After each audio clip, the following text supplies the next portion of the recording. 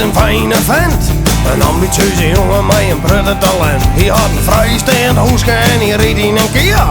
Wie zei die, zei ik al, nu kussen dat wel bij. Ja, dus die jongen, die leek het perfect, maar dat is het dus net. Dat had ik lessen ontdekt, want ik kwam een gym toen we 100 het fietsen liep. Want had hij op een racefiets staat, dan wordt er asociaal.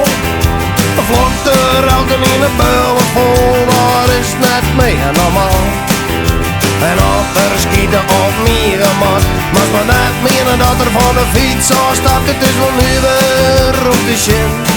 Want een racefiets met een meensdwank en het is nog nu weer op de shin. Wat een racefiets met een meensdwank.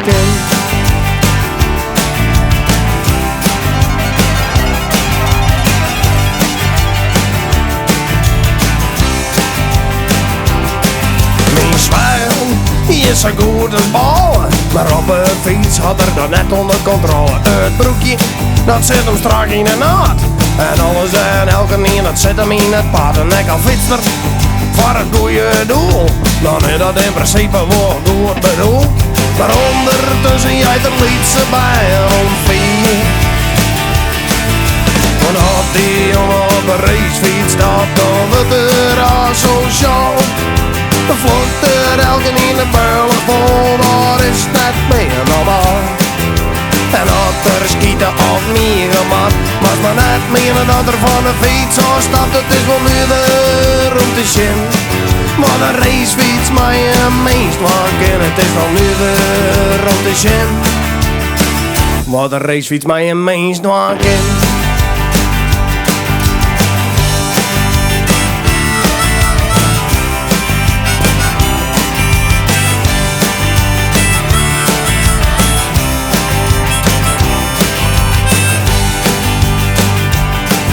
Het is mooi dat die jongen een hobby had, een beetje schande dat het op samen niet mag. Het is een gevaar voor elke in het verkeer. Ik verroer het gewoon in een arrogante lul. Schoen op mijn bak, verstaan op nul.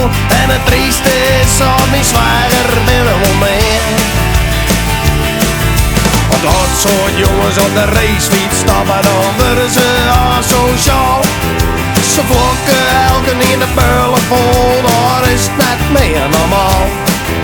Ze denken dat ze Jezus binnen, als ze met de wielersport bezig zijn. Het is toch nu weer op de shit. Wat een racefiets met een meestwank en verrekt er nu weer op de shit. Wat een racefiets met een meestwank.